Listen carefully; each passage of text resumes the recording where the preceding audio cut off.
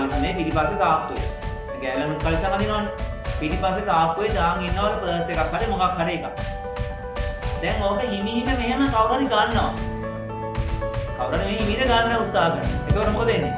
අපිට ඕක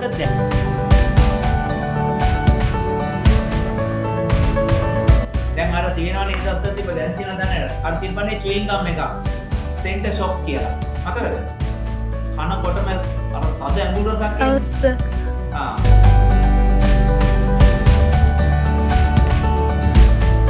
අලුත් පිළින හැම එකමනේ තාම ඔයාලගේ ඉන්දියන් අවුරුදු 13ක් විතර තමයි පාන මගේ ඉන්දියන් ලොකු අවුරුදු 40 ගණන් පාන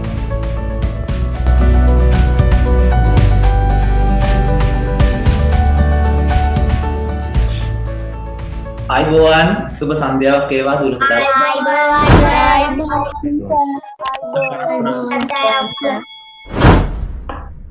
ගිහත් අපි පද්ධති පටන් ගත්තා අපි සාකච්ඡා කරේ මොන පද්ධතිය ගැනද මුත්‍රාවාහිනී පද්ධතිය පහිස්සාවේ පද්ධතියේ මුත්‍රාවාහිනී පද්ධතිය ගැන තමයි අපි කතා කරේ නේද මුත්‍රාවාහිනී පද්ධතියේ කොටස් මතකද කියන්න බලන්න මුත්‍රාවාහිනී පද්ධතියේ ප්‍රධාන කොටස් ටික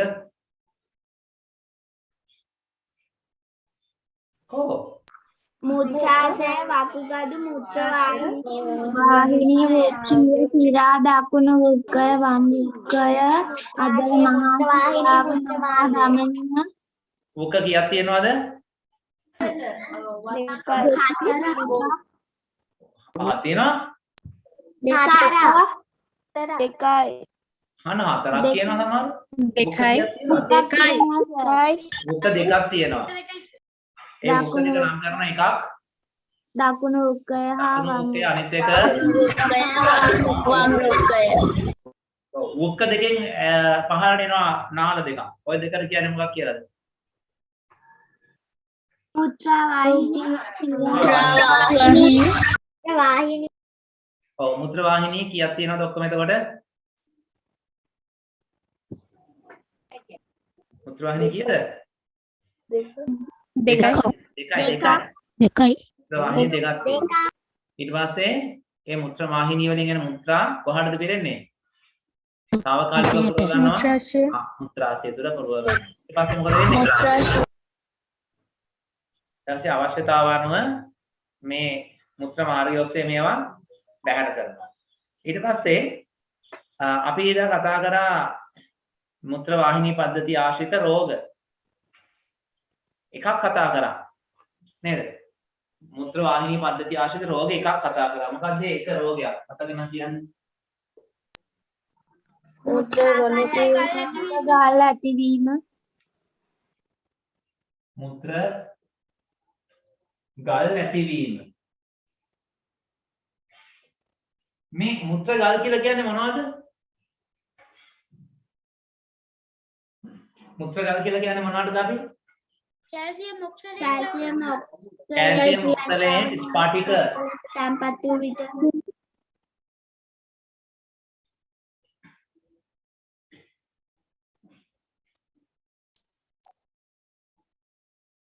calcium oxalate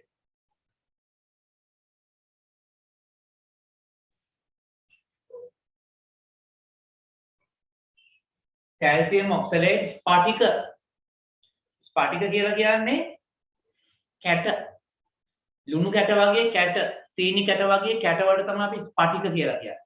උඩ calcium oxalate කියන ලවණය මේ වකුගඩු තුල මුත්‍ර වාහිනිය තුල මුත්‍රාශය තුල මේවා හැදෙනවා චූටි කැට.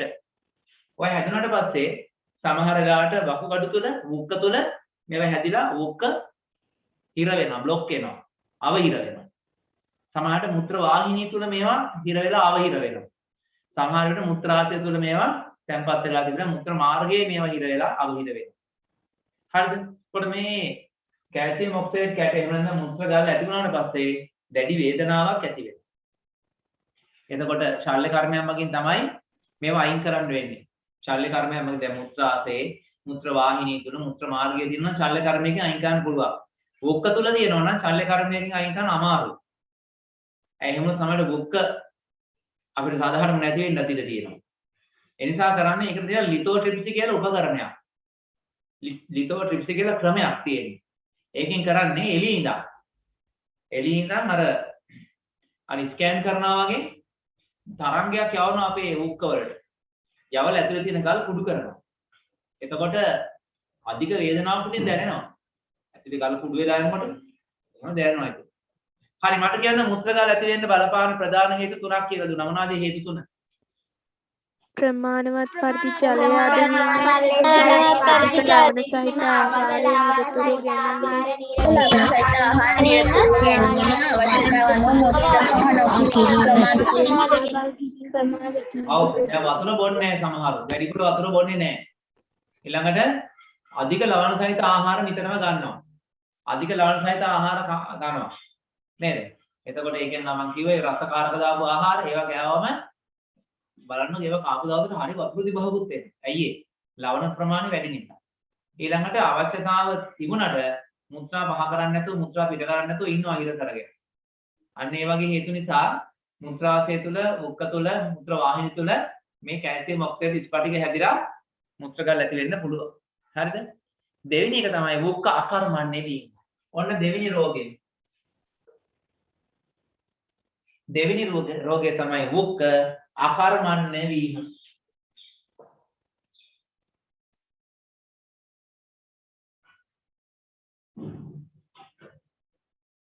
උක්ක අකර්මණ්‍ය වීම.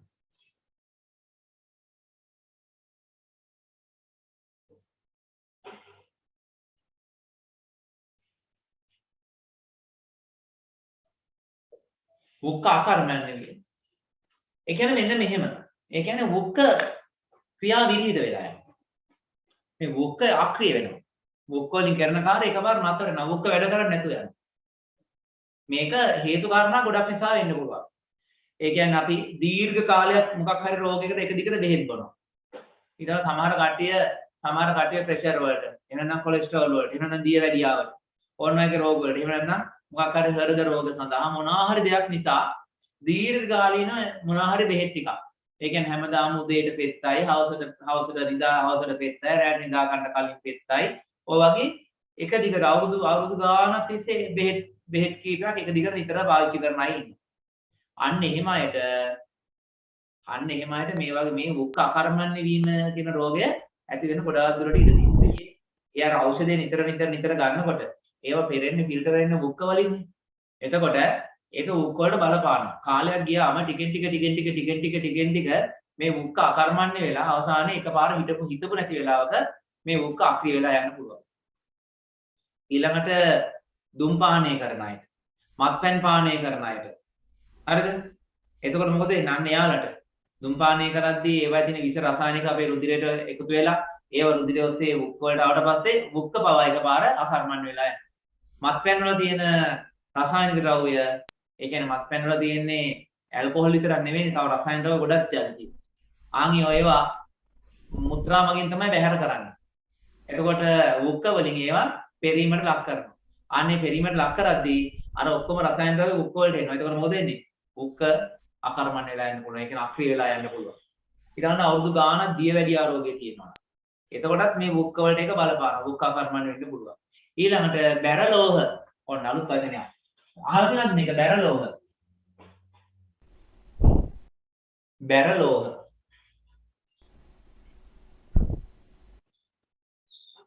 බැරලෝහ කියලා කියන්නේ ඝනත්වයේ වැඩි ලෝහ වර්ග තියෙනවා. රසදිය, ඊයම්, ආසනික් ඔන්න වගේ දේවල්. ආලසින්ද වතුරේ ආසනික් තියෙනවා. ඔන්න ඔය කතාවල අහලා ඇතිනේ. අන්න ඒ වගේ බැරලෝහ තමයි බැරලෝහ කියන්නේ. ඊයම්, රසදිය, ආසනික් ඔය වගේ තව තියෙනවා. අන්න ඒවා තමයි බැරලෝහ. සමහර ලෝහ වර්ග අපේ ඇඟට අවශ්‍ය දේවල්. හැබැයි මේවා ඊයම්, රසදිය වගේ දේවල් එහෙම අවශ්‍ය නැහැ. ආසනික් අපිට අවශ්‍ය නැති දේවල්. මේ බැරලෝහ අපේ ඇඟට ඇතුළු වුණොත් දැන් සාමාන්‍යයෙන් හිතන්නකෝ අපි ගන්න ආහාරය අපේ ඇඟට අවශ්‍ය දේවල් උරා ගන්නවා, අනවශ්‍ය දේවල් පිට කරනවනේ මලත් එක්ක. මේ බැරලෝහ ශරීරගත වුණොත් ඒවා අපේ ඇඟට අවශ්‍ය නැහැ. ඒ වුණාට ඒවා මල සමග බැහැර වෙන්නේ නැහැ. ඒවා මලත් එක්ක බැහැර වෙන්නේ නැහැ. ඒවා ශරීර අභ්‍යන්තරයේ අක්මාවේ වක්බඩු තුල පේශි අතර පටක අතර මේ මේද තුල දිය වෙලා තැම්පත් වෙලා තියෙනවා. ඒවා ශරීරයෙන් බැහැර වෙන්නේ අන්න ශරීරයෙන් බැහැර වෙන්නේ නැති වුණාම කාලයක් තිස්සේ මේවා එකතු ගියාම මොකද වෙන්නේ? ටික කාලයක් යනකොට ඒ එකතු වෙච්ච ප්‍රමාණයට පුළුවන්කම තියෙනවා අපේ ශරීරය අකර්මණ්‍ය කරන්න. ඒ කියන්නේ චූට්ටක් තිබ්බට ඒක දැනෙන්නේ නැහැ. හැබැයි ටික එකතු වෙලා ප්‍රමාණය වැඩි වෙනකොට අන්න යාට පුළුවන්කම තියෙනවා අපේ ශරීරයට දැනෙන දෙයක් කරන්න. අන්න ඒකේ ප්‍රධාන දෙයක් තමයි වකුගඩු අකර්මණ්‍ය කිරීම. ඒක කරන්නේ කවුද? මෙන්න මේ බැරලෝ. ඒකද මේ දවස්වල ඔය ෆිල්ටර් කරපු වතුරම බොන්නේ ඒකනේ. නිකම්ම ලිඳින් අර වතුර බොන්නේ නැහැ. ඒවයි බැරලෝහ තියනවද නැද්ද කියලා ෂුවර් නැහැ. ඊළඟට ටැප් ලයින් එකේ වතුර එකපාර බොන්නේ නැහැ. නේද? ඒ පොඩි හිතේ පොඩි බය ගතියක් චකිතයක් තියෙන. ඒක හේතුව තමයි මොකද්ද? මේ බැරලෝහ තියනවද දන්නේ නැහැ කියන්නේ. හරිද? එහෙනම් ඔන්න ඔය කියපු හේතු නිසා. හරි බැරලෝහ විස රසායන ඒ කියන්නේ කෘමිනාශක වල්නාශක වගේ දේවල්. දැන් කෘමිනාශක කිව්ව ඉතර ගත්තේ ඒවා පසුතුලින් කාන්ද වෙලා ජලයට එකතු වෙනවා. ඉතින් ඒවා පානය කරාම ඒවත් අපේ ශරීරයට ගත වෙනවා. නේද? ඊළඟට වල්නාශක කෘමිනාශකව ඉස්සර පස්සේ දැන් අපි කෘමිනාශක ඉස්ස කියලා භෝග වගාවට ඒ කෘමිනාශක වලින් කොටසක් භෝගය ඇතුලේ තියෙනවා. අපි ගන්න එළවලු පළතුරු කරත් මේ කෘමිනාශක වර්ග තියෙනවා. ඒවත් අපේ ශරීරයට ගත වෙනවා. අපි දාන පොහොර වලින් කොටසක් භූගත ජලයත් එක්ක මිශ්‍ර වෙනවා පොළොව ඇතුලේ. තව කොටසක් චාකිරු උරා ගන්න. ඒකට අපි කන ආහාරයේ මේ පොහොරක් තියෙනවා. ඒ රසායන ද්‍රව්‍ය. අන්න එතකොට මේ බැරලෝහ විවිධ රසායන ද්‍රව්‍ය මෙන්න මේවා නිසා අපේ වුක්ක හිටපු ගමන් වැඩ කරන්නේ නැති වෙලා යන්න පුළුවන්. අපේ වුක්ක වැඩ කරන්නේ නැති වෙන්න පුළුවන්. හරිද? අන්න ඒක තමයි වුක්ක අකර්මණ්‍ය වීම කියලා කියන්නේ. වුක්ක අකර්මණ්‍ය වෙනවා කියලා කියන ආන්නේ. හරිද? එතකොට වුක්ක අකර්මණ්‍ය වෙන්න පුළුවන් තව හේතු තමයි කලින් කිව්වා වගේ දීර්ඝ කාලයක් දියවැඩියා රෝගයේ සිටීම ඊළඟට දීර්ඝ කාලයක් නොකඩවා ඖෂධ ගැනීම, දුම් පානය, මත්පැන් පානය වගේ දේවල් මේ වුක්ක අකර්මණ්‍ය වෙන්න බලපානවා. ඉතින් ඒවෙන් අපි වැළකීලා ඉන්න ඕනේ. අන්න ඒක ඊළඟ තමයි වුක්ක අකර්මණ්‍ය වීම. තව එකක් තියෙනවා තුන්වෙනි එක. වුක්ක ආසාදනය වීම. තුන්වෙනි එක වුක්ක ආසාදනය වීම.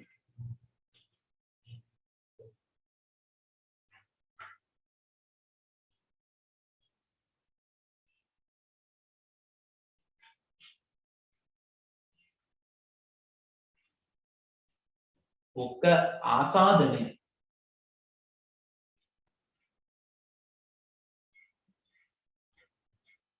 වුක්ක ආසාදනය වෙන්නේ වුක්ක ආසාදනය වීමක් කියන්නේ මේ සුද්ධ ජීවියෙක්ගේ බලපෑම බැක්ටීරියාවක්. හරි බැක්ටීරියාවක් වගේ එකම දිලීර නම් වැඩිපුරම හේතු වෙන්නේ නැහැ වැඩිපුරම බැක්ටීරියා. මේ බැක්ටීරියාව කියන්න පුළුවන් වුක්ක වලට. බැක්ටීරියා කොහෙන්ද වුක්ක වලට යන්නේ? බැක්ටීරියාගේ එළියේ. එළියේ ඉන්න බැක්ටීරියා එන්න ඕනේ වුක්ක වලට. අපි ගන්න ආහාර නැහැ. අපි ගන්න ආහාර වලින් බැක්ටීරියා එන්නේ නැහැ. එහෙනම් රුධිරය හරහා එන්නේ කොහොමද? මේක වුක්ක වලට එන්න පුළුවන් එකම ක්‍රමය තමයි මොකද්ද? මුත්‍ර මාර්ගය හරහා. මුත්‍ර මාර්ගය හරහා යනවා මුත්‍රාශයට. මුත්‍රාශය හරහා යනවා මුත්‍ර වාහිනිය ඔස්සේ වුක්ක වලට. එහෙම යන්න පුළුවන් සමහර බැක්ටීරියා වලට එහෙම යනවා. හරිද? එතකොට ඒක වෙන්නේ කොහොමද? එහෙම වෙන්නේ මුත්‍ර මාර්ගය අවට පිරිසිදු කරන්න නැතුව තියාගන්න.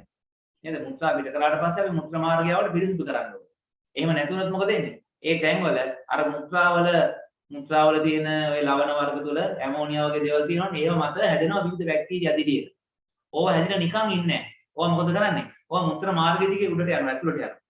ඇතුළට කියන මුත්‍රාශයට යනවා. ඔන්න මුත්‍රාශයට ওই බැක්ටීරියා වර්ග ගියාට පස්සේ මුත්‍රාශය තමයි ආසාදනය නිත් වෙනවා. ඒක තමයි මුත්‍ර දෙවිල්ල ඇති වෙනවා මුත්‍රා සමග ලේ පිට වෙනවා වගේ දේවල් එනවා. සමහරවිට මුත්‍රා පිට කරන්න කියලා මුත්‍රා පිට වෙන්නේ ටික ටික පිට වෙන්නේ ඇතුළේ ඉදිමිලා. ඒ වගේ දේවල් එනවා. ඔය අතර මොකද වෙන්නේ? මුත්‍ර වාහිනිය දෙක ඔස්සේ වුක්ක දක්වා මේ බැක්ටීරියා ගමන් කරනවා. බැක්ටීරියා මුත්‍රා වුක්ක වලට ගියාට පස්සේ මොකද වෙන්නේ? වුක්ක වලට ගියාට පස්සේ එයා එතන වුක්ක ආසාදනය කරනවා. වුක්ක ඉදි වෙනවා. ඉන්න බෑ ලොකු වේදනාවක් එනවා. මුත්‍රා පෙරෙන්නේ නැහැ හරියට. සමහරවිට මුත්‍රාත් එක්ක ලේත් පිට වෙන්න පටන් ගන්නවා. මේ වුක්ක ආසාදනය වීමේ ප්‍රතිඵලයක් විදියට වුක්ක අකර්මණ්‍ය වීමත් එන්න පුළුවන්. වුක්ක ආසාදනයක් වෙනවා නම් ඩග්ගල බෙහෙත් කරන් සනීප කරන්න ඕන ඉක්මනට. හරි ඉක්මනට බෙහෙත් කරන් සනීප කර ගන්න ඕන. ඒක පුළුවන් සනීප කරන්න.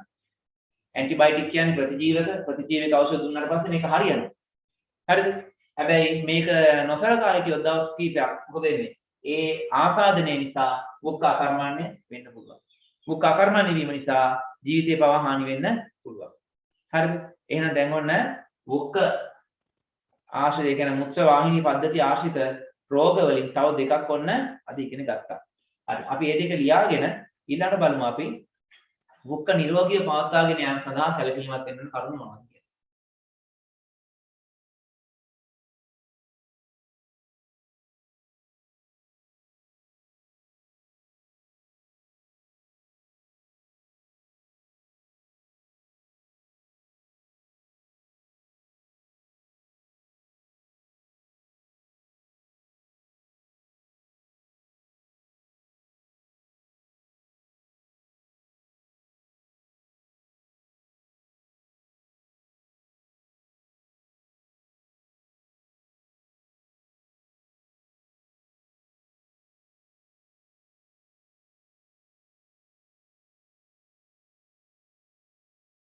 අපි ඊළඟට බලමු මේ වුක්ක නිරෝගීව පවත්වා ගන්න අපිට කරන්න පුළුවන් මොකද්ද කියලා.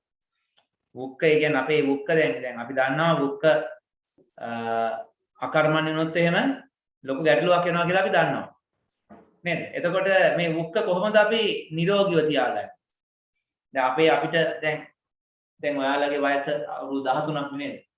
අවුරුදු 13ක්. එතකොට මම දන්න තරමින් ඔයාලගේ 99%කටම වුක්ක ආසාදන වුක්ක ආශ්‍රිත රෝග නැහැ. ඒ කියන්නේ මුත්‍ර වාහිනී පද්ධතිය ආශ්‍රිත රෝග නැහැ. දැන් ඔයාලා තාම පොඩි ළමයි නිසා ඔයාලගෙන් 99%කටම ඔය ප්‍රෙෂර්, කොලෙස්ටරෝල්, දියවැඩියාව ඒ වගේ දේවල් නැහැ. නේ හෘද රෝග ඒව නැහැ. නේ? ඒකට වුක්ක ආශ්‍රිත රෝග නැහැ. හෘද ආශ්‍රිත රෝග නැහැ. පෙනහළු ආශ්‍රිත රෝග නැහැ. එහෙනම් ඇයි මේ වැඩිහිටියන් විතරක් මේවා තියෙන්නේ? ඒක හේතුව තමයි පොඩි කාලේ ඉඳන් තමාගේ ශරීර සෞඛ්‍යය ගැන මේ කට්ටිය හිතුවේ නැහැ. ඒකයි ඒක මේ හේතුව. දැන් ඔයාලගේ වයසේ ඉඳන් දැන් ඔයාලගේ සමහරට ඔයාලගේ අම්මට තාත්තට ඔයාලා දන්න අංකල්ලට ඇන්ටිලට මාමලට නැන්දලට සමහරට සීයලා ආච්චිලට ලෙඩ තියෙනවා. ප්‍රෙෂර් කියයි දියවැඩියා කියයි සීනි වැඩි කියයි තුවාල සනීප වෙන්නේ නැහැ කියයි නේ ප්‍රශ්න ගොඩායි කට්ටිය. ක්ලිනික් යනවා කියලා යනවා ඇති මාසයක් ගන්න බෙහෙත් මහ ගොඩක් හැමදාම ගෙනත් බොනවා ඇති. ඔය වගේ ප්‍රශ්න ගොඩක් ඔයාලා දැකලා ඇති. අයියාට වයසට ඇද්දී ඔකොනේ. දැන් පොඩි කාලේ පොඩි ළමයි දැන් ඔයාලා එහෙම යන්නේ නැහැ නේ. ක්ලිනික් යන්න ඕනේ. අද බෙයාර බෙහෙත් ටික ගන්න ඕනේ. එහෙම කියලා නෑ නේද? ඇයි ඒකකොට ඒ කට්ටිය විතරක් ඒක තියෙන්නේ? පොඩි ඇඩල් හැදෙන්නේ නැද්ද? මේකයි හේතුව. පොඩි කාලේ ඔයාලගේ ඉන්දියන් හොඳ අලුත් පිට නෑ මේ කමනේ. තාම ඔයාලගේ ඉන්දියන් අවුරුදු 13ක් විතර තමයි පරණ. දැන් මගේ ඉන්දියන් ගත්තොත් අවුරුදු 40 ගානක් පරණයි. හැබැයි පරණ වුණාට හොඳට පාවිච්චි කරා නම් ඕනතරම් කාලයක් තියාගන්න පුළුවන්. ඒකට සමහර වාහන තියෙනවා. අවුරුදු 20 30 පරණයි. හැබැයි මේ අලුත් පිට ගත්තා වගේ හොඳට තියෙනවා. නේද? සමහර වාහන තියෙන අවුරුදු 2යි 3යි. අපෝ ගන්න මහා කබල් වෙනවනේ. දැක සමහර ට්‍රැක්ටර් එහෙම අලුතෙන් ට්‍රැක්ටර් ගන්නවා. කුඹුරට දාලා මඩ කරන්න නම්. ඊට පස්සේ ඒවා මට අවුරුද්දක් එකක් පාවිච්චි කරන්න හිතෙන්නේ. මේ අවුරුදු 15ක් 20ක් පරණ වාහනයක්. පාවිච්චියේ විදිහට තමයි. එහෙනම් ඔයාලගේ ඉන්ද්‍රියන් ටිකක් තේරෙන්නේ ඒවා පාවිච්චි කරන ආකාරයෙන්. ඒ කියන්නේ ඔයාලා පරිස්සමෙන් ඒවා පාවිච්චි කරන්න. කොහොමද පාවිච්චි කරන්නේ පරිස්සමෙන්? පරිස්සමෙන් පාවිච්චි කරනවා නෙමෙයි. ඒවා ආරක්ෂා වෙන විදිහට ඔයාලගේ ජීවන රටාව හැදගස්වා ගන්න ඕනේ. ඒවා පරිස්සම් වෙන ආකාරය ඔයාලා ජීවන රටාව හැදගස්වා. ඒ කියන්නේ ඔයාලා දවස ගානේ ප්‍රමාණවත් ජලය පානය කරන්න ඕනේ වුක්ක හොඳින් පවත්වා ගන්න නම්. දවස ගානේ ප්‍රමාණවත් ජලය. ප්‍රමාණවත් ජලය පානය කරන්න මෙහෙම. ඒ කියන්නේ දවසට බෝතල් 6යි, දවසට බෝතල් 8යි, දවසට ලීටර 10ක් බොන්න ඕනේ. ඒව බුරු කතා. ඒව වැඩන්නේ. ඒව නෙමෙයි. දවසට බොන්න ඕන ජල ප්‍රමාණය තීරණය කරන්නේ මුත්‍රාවල වර්ණය. ඔයාලා මුත්‍රා පිට කරනකොට පොඩ්ඩක් බලන්න. මුත්‍රාවල පාට මොකක්ද කියලා. මුත්‍රාවල වර්ණය තැඹිලි පාට වගේ නේද? පද තැඹිලි පාට නම්. වතුර හොඳටම බීලා මදි. මුත්‍රාවල වර්ණය කහ පාටයි නේද? ඒත් වතුර මදි. මුත්‍රාවල වර්ණය ලා කහ පාටක් වගේ නේද? හරි? ඒ කියන්නේ අර මොනවද? ක්‍රීම් සෝඩා වල පාට ඒත් වතුර මදි. ඒත් වතුර මදි. හරි. ඒ කියන්නේ දැන් අර සමහර කඩේ තියෙන පොල් තෙල් තියෙන ඒ වගේ පාට නම් හොඳටම වතුර මදි. එහෙනම් අපි වතුර බොනවා ඇතිනම් මොකද්ද වෙන්න ඕනේ? ලා කහ පාට. යාන්ත්‍රමට ලා කහ පාටක් තිබුණා නම් ප්‍රශ්නයක් නෑ. එක වතුර වගේ. පිට කරන මුත්‍රා එක වතුර වගේ වෙන්න ඕනේ. අවර්ණ වෙන්න ඕනේ. එහෙම නැත්නම් පොඩ්ඩක් ලා කහ පාටක් වගේ තිබුණාට එච්චර ගැටලුවක් නෑ. අනේ ගැන හොඳට මතක තියාගන්න. එහෙනම් අපි වතුර බොන්න ඕනේ අපේ මුත්‍රාවල වර්ණය ලා කහ හෝ අවර්ණ වන තුරු. දැන් මොකද වැහි දවස්වල අපේ ඇඟෙන් දාඩිය පිට වෙන්නේ නැහැ වැඩි. ආන් ඒ දවස්වලට වැඩිපුර මුත්‍රා පිට වෙනවා. එතකොට මේ වැහි දවස්වලට වැඩි වතුර බොන්න ඕනේ නැහැ. පාන් දවස්වල බොන්න ඕන වතුර ප්‍රමාණය වැඩි. අන්න ඒකයි මම කිව්වේ ලීටර 5ක්ද 6ක්ද කියලා අපි තීරණය කරන්න බෑ කියලා. අපි මහන්සිලා වැඩ කරන දවස්වල වැඩිම වතුර බොන්න ඕනේ. දාඩිය පිට වෙනවා වැඩි දවස්වල වැඩිම වතුර බොන්න ඕනේ. උෂ්ණාධික දිනවලදී වැඩිම වතුර බොන්න ඕනේ. සීතල දවස්වල වැඩ කරන අඩියෙන් වැඩ කරන දවස්වල එදාට වතුර බොන ප්‍රමාණය අඩු වෙනවට එච්චර ගැටලුවක් නැහැ. ඒ නිසා අපිට කරන්න තියෙන හොඳම දේ තමයි අපි පිට කරන මුත්‍රාවල වර්ණය බලන්න. ඒ වර්ණය අවර්ණ නම් වතුර වගේ අවර්ණ නම් එහෙම නැත්නම් ලා කහ පාටක් නම් ඔන්න ගැටලුවක් නැහැ. ඊළඟට අපි කන කෑම බලන්න ඕන. අධික ලවණ තියෙන ආහාර ගන්න හොඳ නැහැ. තද ඇඹුල් රස තියෙන ආහාර. ඒ කියන්නේ අපි ෆ්‍රයිඩ් රයිස් වගේ දේවල්, ඊන රසකාරක දු ආහාර ඔය තියෙන්නේ නූඩ්ල්ස් වර්ග. අර නූඩ්ල්ස් එකේ තියෙන පැකට් එක වහ පැකට් එකක් තියෙන. ඒ වහ පැකට් එක දාන්න නැතුව කන්න ඕන නූඩ්ල්ස් තමයි. නේ සොයා මික්ස් හදනකොට ඒකේ තියෙන පොඩි වහ පැකට් එකක්. දන්නවද? වහ පැකට් එකේ වස තියෙන්නේ. ඒවා ගෑවම තමයි වග්ගඩ ඔක්කොම නරක වෙන්නේ. ඒවා භාවිත කරන්න හොඳ නැහැ. ඒවා භාවිත කරන්නේ නැතුව අපිට පුළුවන් ඕවා උයන්න. අම්මලා දන්න ඔය නෙමෙයි. හරි. එතකොට ඒ විදිහට අපි ඉවුවත් නම් ප්‍රශ්නයක් නැහැ. අර මේ පැකට් දැම්මොත් එහෙම මොකද වෙන්නේ? ඒවා තියෙන්නේ ලවණ වර්ග. ඒ ලවණ වර්ග ඍජුවම බලපානවා උක්කා කර්මන්නේ වෙන. එන අධික ලවණ සහිත ආහාර.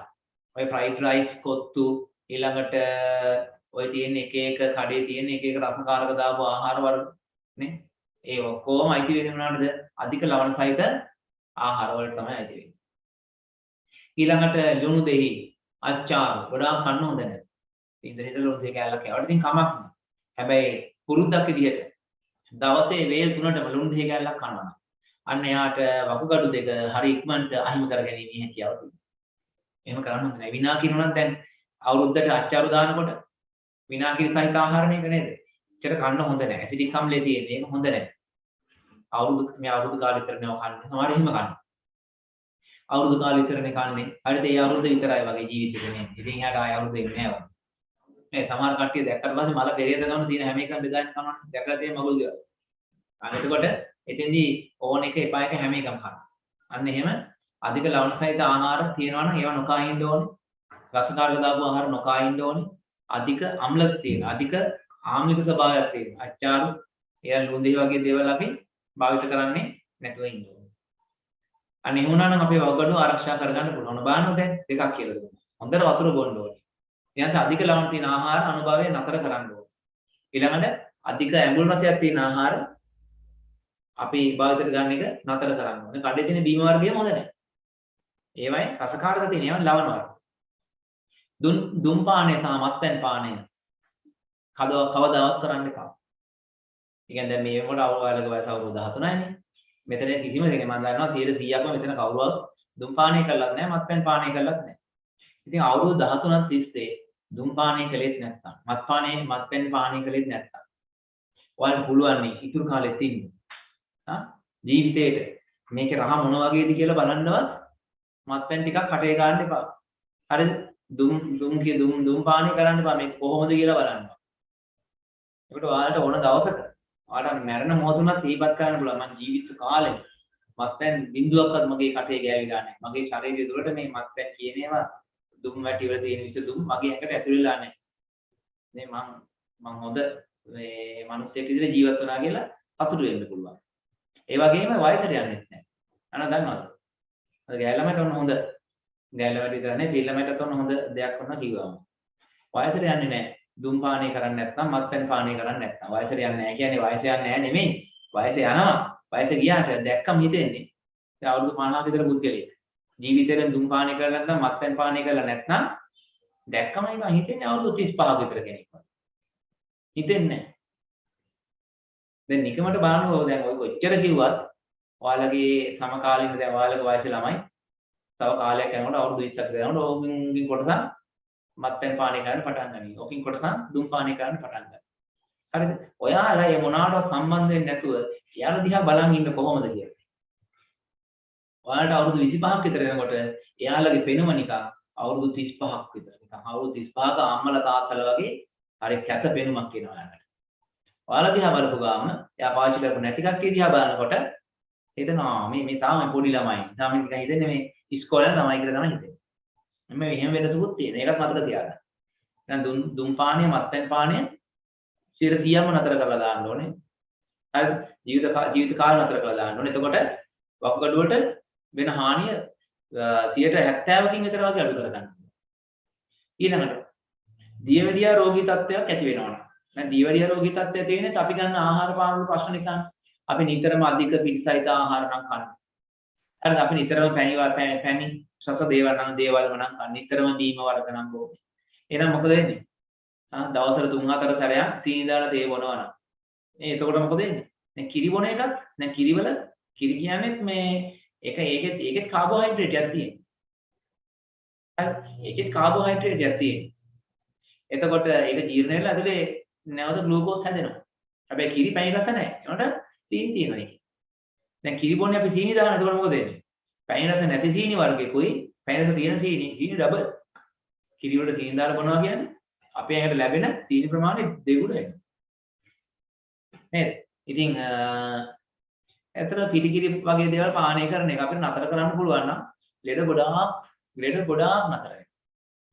ලෙඩ ගොඩකින් අත්මි දෙන්න පුළුවන්. ඔය පිටිකිරි කියන එක පානය කරගෙන නතර කරන්න පුළුවන්. පුළුවන් නම් හරි ෂෝක්.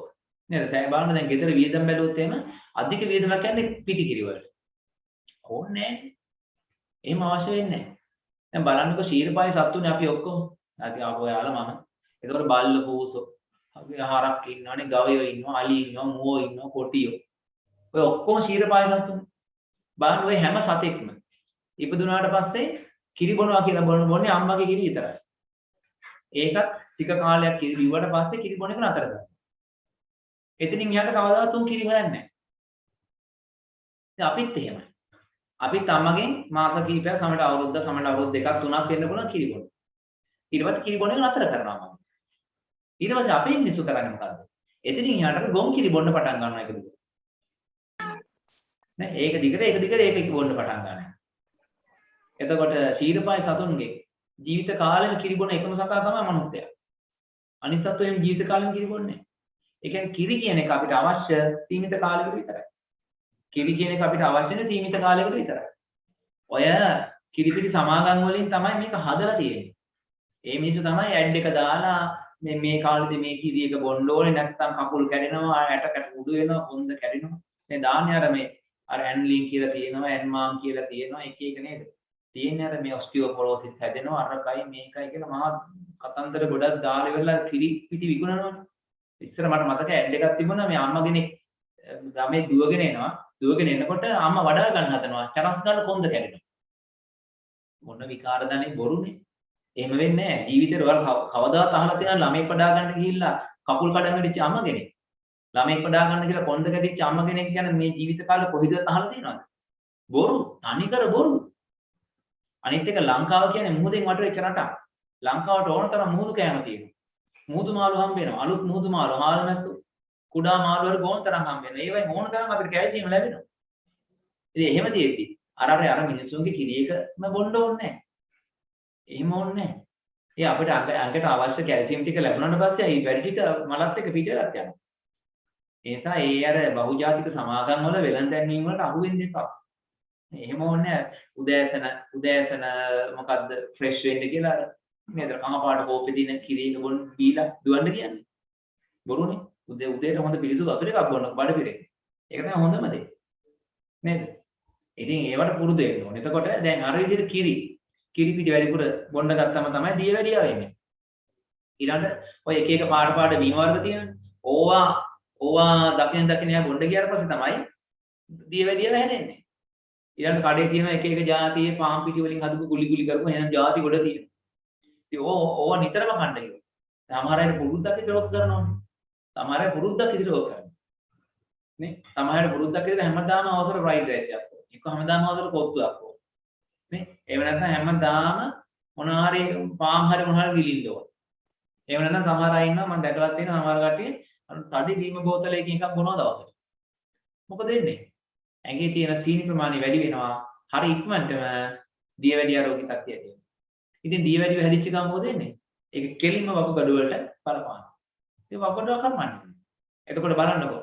මේ කට නිසා තමයි මේ අපිට මොකද්ද මේ තියෙන්නේ? මේ අඟල් 3-4ක මේ දිව ඔය කෑල්ල පිනවන්න තමයි හැමදේම. ඉතල බලන්න ඔය දිවට දැන් රස පොඩ්ඩ වෙලා නඩු ගන්න පැය ගණන් ඔය රස ඇඟේ කටේ දිනන බලන්න. පැය ගණන් අපි කන කෑම වල රස පැය ගණන් කටේ දිනනද කියන්නේ. ඒක හපනකොට එන රස විතරයි. ගිලිනකොට කරන තන මේ රස නැහැ. නේ? ඒ චුට්ටක විතරනේ අපි මේ අත්දැහි වෙලා සම්පූර්ණයෙන් මුළු ජීවිතේම දුක් විඳින තත්ත්වයට පත් කරගන්න දැන්. ඉතින් ඒව අතහරින්න. ඊළඟට දැන් වසර ගණනාවක් ඖෂධ භාවිත කරන කෙනෙක් නම් එයාට වකුගඩුව අමාරු වෙන්න පුළුවන්. ඒ වගේ වෙලාවදී වෛද්‍ය උපදෙස් ගන්න ඕනේ. දැන් වසර ගණනාවක් නොකඩවා බෙහෙත් ගන්න සිද්ධ වෙන්නේ මොනවටද? එක්ක ප්‍රෙෂර් වලට, එක්ක කොලෙස්ටරෝල් වලට, එක්ක හදවත් රෝගයක් සඳහා. එහෙම නැත්නම් ওই දියවැඩියා වගේ රෝගයක් සඳහා. ඉතින් ඒ ඔක්කොම කාගෙන්වත් බෝ වෙන දේවල් නෑ. කොරෝනා නම් බෝ වෙනවා. මේ COVID-19 බෝ වෙනවා. දැන් දියවැඩියා බෝ වෙන එකක්ද? අදිරුදිර පිනේ බෝ වෙන එකක්ද?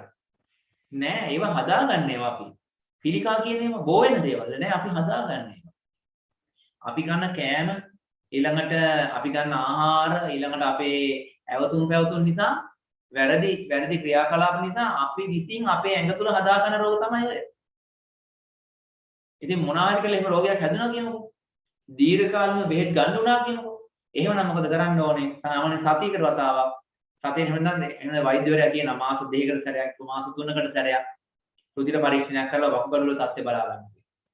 ඊට පස්සේ වකුගඩු තත්ත්වය අනුව තමයි එයා ඖෂධ නිර්දේශ කරන්නේ. අපිට ඕන විදිහට හිතුමනා අපිට ඖෂධ ගන්න හොඳ නැහැ. අපි තුන් දැන් අද උනා හෙම්බිරිස්සාව හැදුණා. ડોක්ටර් ළඟට ගිහලා බෙහෙත් ගන්නවා. බෙහෙත් ගත්තට පස්සේ ડોක්ටර් දෙනවා මේක වරකට පෙති 2 බැගින් දවසට 3 වරක්, වරකට 1 බැගින් උදේ හවස ඔහොම කීකේ පැකට් ගොඩක් දෙනවා. එක වේලයි 2යි බොනකොට සස් කරලා දෙදේ සනීපයි. දැන් ඔයාලා මොකද කරන්නේ? ෆාමසි කවුරුහරි අඳුරන කෙනෙක් ඉන්නවා නම් ගිහලා අහනවා දැන් මේ ડોක්ටර් මෙන්න මේ බෙහෙත් ටික දුන්න මේවා මේ මොනවද කියලා අහනවා. දැන් ෆාමසි එකට අඳුරන එක අහන්නේ ඌ මෙන්න මේවා කියනවා. මේ බෙහෙත් ටික කීයද කියලා. ඕකෙන් රුපියල් 50 කට බෙහෙත් ටික. ඊට පස්සේ හෙන්න ගහන්න එපා අරුවට මගෙන් රුපියල් 500ක් ගත්තනේ මේක. ඊළ ඔන්න අර ડોක්ටර්ත් බැන අන්තිම මොකද කරන්නේ? ඊට පස්සේ ડોක්ටර් ළඟට යන්නේ නැහැ. ඌ තමයි වේදා දැන් ඊළඟ. අර වගේ පොඩ්ඩක් අමාරු වෙනකොට ගිහිල්ලා ෆාමසි අර බෙහෙත් දෙන්න මට අරක දෙන්න කියලා මොන බෙහෙත් ටිකක් දුන්නාම බොනවා. දවස් දෙකක් හරියනවා. දැන් ඊට පස්සේ ඒක වේදා වෙනවා දැන්. දිගට. නේ? ඒක තමයි දොස්තර දැන්. අනිත් උන්ටත් කියනවා. ඔය යන්න එපා මෙන්න මේ බෙහෙත් ටික බොන්නකො. දැන් දොස්තර වුණා. මොකද වෙන්නේ? තමන්ගේ හිතුමනාපයට විවිධාකාර බෙහෙත් බොන්න ගිහිල්ලා අන්තිමේදී ජීවිතේ පවණිත කරගන්න වෙනවා. ඊළඟ එක තමයි මුත්‍ර මාර්ගයේ ආශ්‍රිත ප්‍රදේශය ඉතා පිරිසුදුව පවත්වා ගන්න. හරිද? මුත්‍ර මාර්ගයේ ආශ්‍රිත ප්‍රදේශය හොඳට පිරිසුදු තබා ගන්න කොහොමද කියලා ඔයාලගේ අම්මාගෙන් අහන්න, එහෙම නැත්නම් තාත්තගෙන් අහන්න. එයාලා කියලා දේවල්. හරිද? නැති වුණොත් මොකද වෙන්නේ? එහෙම පිරිසුදු තියාගත්තේ නැත්නම් අනිවාර්යෙන් එතන තියෙන බැක්ටීරියා මුත්‍ර මාර්ගය ඔස්සේ මුත්‍රාශයට ගිහිල්ලා වොක්ක දක්වා ගමන් කරලා සම්පූර්ණයෙන්ම වල මුත්‍ර වාහිනී පද්ධතිය අකර්මණ්‍ය කරන්න යනට හැකියාව තියෙනවා. එවනම් අපි මේ ටික ලියාගමු. ඒවා තමයි මොනවද? වොක්ක නිරෝගීව පවත්වාගෙන යාම සඳහා සැලකිලිමත් යුතු කරුණු ටික වෙයි.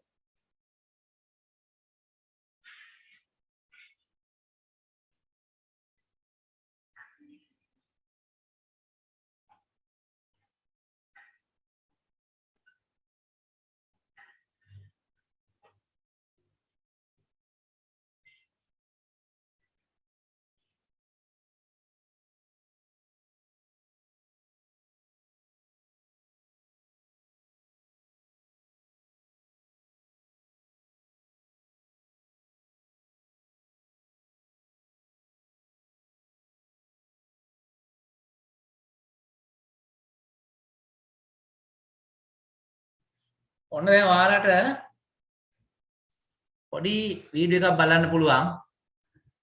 That is to say, Right. decide where in the brain of your patient the disease මේ මොකද්ද මේ පෙන්ලා තියෙන්නේ? මොලයක්. ඔව්. මොලය. මේ මොලය මොලය. කාගේ මොලේද මේ? අපේ නිසාගේ අපේ මොලේ අපේ මේ ඔය කතා කරන ඇන්ටිගේ මොලේ එහෙම නෙමෙයි. හරිද? ඔය කවුරුනේ මැරිච්ච මිනිස්සෙක්ගේ මොලයක් තමයි මේ පෙන්වන්නේ. හරිද? එතකොට ඔයාලට පේන මගේ මේ මවුස් එක පේනව නේද? මවුස් පොයින්ටර් එක. පේනවද? මේක මේ මොලය. මේ මොලය. හරිද? මේ මොලේ ඉදිරිපස පේනවා. අපේ ඉස්සරහා කොටස. මේ තියෙන මොලේ පසුපස කොටස. පිටිපස්සේ. ඔයාලට පේනවද මේ යට කොටසක් තියෙනවා මොලේ මේ? තව පොඩි කෑල්ලක් වෙන් වෙලා. පේනවද? මෙන්න මේ උඩ ලොකු කොටසට අපි කියනවා මස්තිෂ්කය කියලා. හරි? මේ ලොකු කොටසට කියනවා මස්තිෂ්කය කියලා. ඊට පස්සේ මේ පිටිපස්සෙන් යට තියෙන කොටසක් ඔකට කියනවා අනුමස්තිෂ්කය. අපි කියන්නේ කුඩා මොලේ කියලා. අනුමස්තිෂ්කය. ඊළඟ ඔයාලට පේනවද මේ පොඩි මේ වයර් එකක් මේ වලිග කෑල්ලක් එකක් මේ?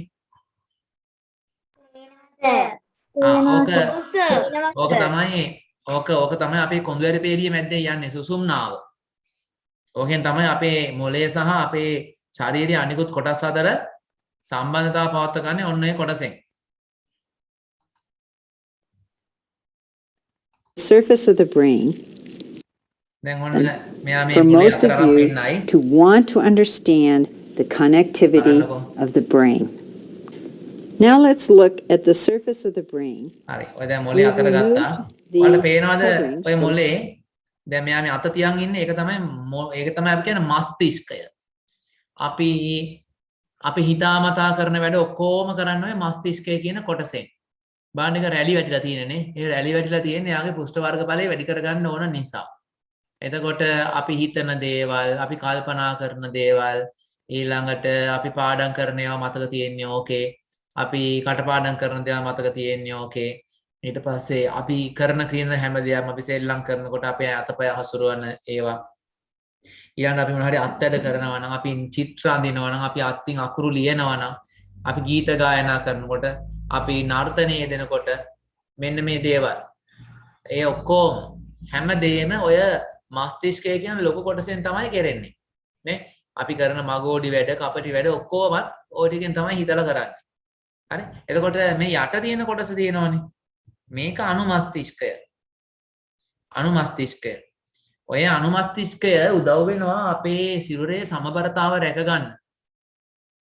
හරිද? ඊළඟට අපි සිතාමතා නොකර අපි සිතාමතා ඒ කියන්නේ හිතන්නේ නැතුව කරන දේවල් තියෙනවා. ඒවට අදාළව අපේ පේශි වර්ග පාලනය කිරීම. ඒව කරන්නේත් මේක. ඒ කියන්නේ හිතාමතා කරන්න. හිතාමතා ඒ කියන්නේ හිතන්නේ නැතුව කරන දේවල් මොනවාද? දැන් ඔයාලා ඇසිපිය හෙලනවානේ. මෙච්චරලා ඒක අමතක වෙලානේ තිබුණේ. දැන් මං ඇසිපිය හෙලනවා කියනකොට තමයි මතක් වුනේ. එහෙනම් මෙච්චරලා ඒක කෙරුණේ හිතන්නේ නැතුව. ආන්නේ ඇසිපිය හෙලීම සඳහා අපේ මේ ඇස් අවට පේශි ක්‍රියාත්මක කරවන්න ඕනේ. ආන්ගේ ඇස් අවට පේශි ක්‍රියාත්මක කරවීම ඔන්න මෙයා කරනවා. ඔය කුඩා මොළ එහෙම අනුමස්තිෂ්කය. දැන් ඔයාලා හුස්ම ඉහළට ගන්නවා, හුස්ම පහළ හෙලනවා. ඕක කරනවානේ ජීවිත කාලෙම. දැන් මෙච්චරලා ඔයාලට ඕක අමතක වෙලා තිබි. දැන් මම මතක් කරාට පස්සේ ඔන්න මතක් වෙනවා. හරි? දැන් දන්නවනේ හුස්ම ගත්තා, හුස්ම පහළට යනවා. තව ටිකකින් ඕක අමතක වෙලා යනවා. ඒකට හුස්ම ගන්නකොට ඒ කියන්නේ ආස්වාසයේදී සහ ප්‍රස්වාසයේදී අපේ ශරීරයේ ඇතුලේ අභ්‍යන්තරේ පේශි ක්‍රියාත්මක වෙන අපි 7 වසරේදී කියලා දීලා තියෙනවා මම ඔයාලට. ඒ පේශි ක්‍රියාත්මක කිරීම ඔය අනුමස්තිෂ්කය එහෙම නැත්නම් කුඩා මොළය කියන කෙනා තමයි කරන්නේ. හරිද? ඊළඟට ඔය අනුමස්තිෂ්කයේ කෙරවල යටම තියෙනවා අර සුසුම්නාව හයි වෙන තැන මේ තියෙන මේකේ තියෙන දිගට මේ වැල වගේ තියෙන සුසුම්නාව. ඔය සුසුම්නාව හයි වෙන තැන. ඒකට කියනවා සුසුම්නා ශීර්ෂකය.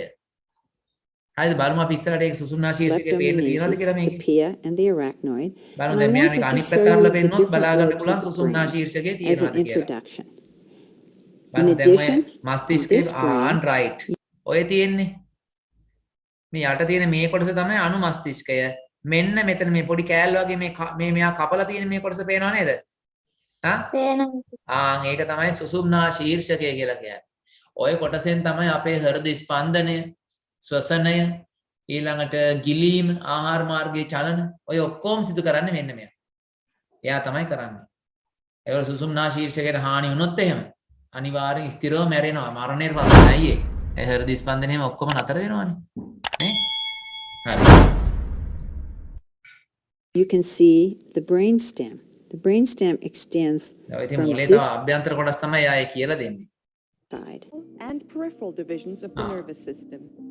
Today, මේ බලන්න මෙතන මේ වීදුරු පෙට්ටියක් ඇතුලේ දාලා තියෙන්නේ මිනිස්සෙකුගේ අපේ මිනිස්සෙකුගේ මොළයේ සුසුම්නාව සහ ඒ සුසුම්නාවෙන් දෙපැත්තට බාන්න නිකන් කෙඳි වගේ ගොඩාක් ස්නායු රැහැන් තියෙනවා වටේට. ඒවට කියන්නේ අපි පර්යන්ත ස්නායු කියලා.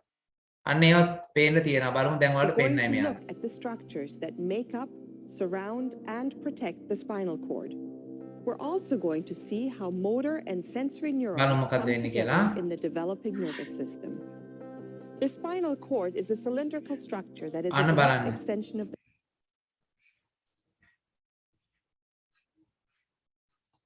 The spinal cord is a cylindrical structure ඔන්න බලන්න ඔය තියෙන මොළය.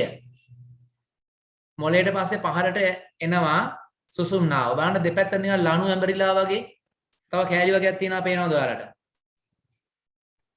ඔව් සර්. ඒවට අපි කියන්නේ ඒවට කියන්නේ පර්යන්ත ස්නායු කියලා බලන්න. Extension of the දෙපැත්තට brain විහිදලා තියෙන්නේ. extending from ඒක මුල් foramen ගියා magnum of the වගේ. ඒවා තමයි skull පර්යන්ත ස්නායු. ඒවා යන්නේ all the way ඔන්නේ down කොඳුයට the පේලිය දිගේ vertebral තමයි column. සුසුම්නාව යන්නේ. ඔය කොඳුයට පේලිය දිගේ පහළට සුසුම්නාව යනවා. ඔය කොඳුයට පේලිය තියෙන ඔය කොටස් හරහා තමයි දෙපැත්තට අර අනිත් ස්නායු විහිදෙන්නේ.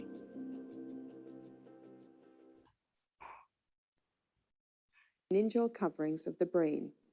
The Oy, meningeal tiene susumnado. coverings surround and protect the brain and spinal cord and help stabilize them within their bony. Its name from its spider web. right. ඔය තියෙන මැදින් යන්නේ සුසුම්නාව. මේ සුසුම්නාවෙන් දෙපැත්තට කෙඳි කෙඳි වගේ නූල් කෑලි වගේ මුල් ගියා වගේ තියෙන්නේ. ඒවට අපි කියන්නේ පර්යන්ත ස්නායු කියලා. ඒවට කියන්නේ පර්යන්ත ස්නායු. හරි. දැන් එහෙනම් තව බලමු මේකේ මොනවද බලන්න තියෙනවද කියලා ඔයාලට. ඔයාලා එතකොට දැක්කා ඒ අපේ ස්නායු පද්ධතිය. අපේ ස්නායු පද්ධතිය. අපේ ස්නායු පද්ධතිය අපේ ස්නායු පද්ධතිය අපේ ස්නායු පද්ධතිය කොටස් දෙකයි. ස්නායු පද්ධතිය කොටස් දෙකයි. එකක් තමයි මධ්‍ය ස්නායු පද්ධතිය. අනිත් එක තමයි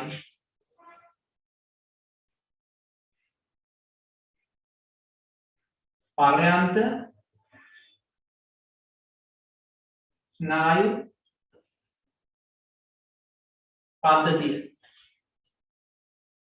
මධ්‍ය ස්නායු පද්ධතියට තමයි හරිද? මධ්‍ය ස්නායු පද්ධතිය කියන ටික තමයි මෙන්න මේ කොටස. මේක කියන අපි මොළය. මේ යට තියෙන මේ කොටසට කියනවා ඔක තමයි සුසුම්නාව කියලා කියන්නේ අපි. හරිද?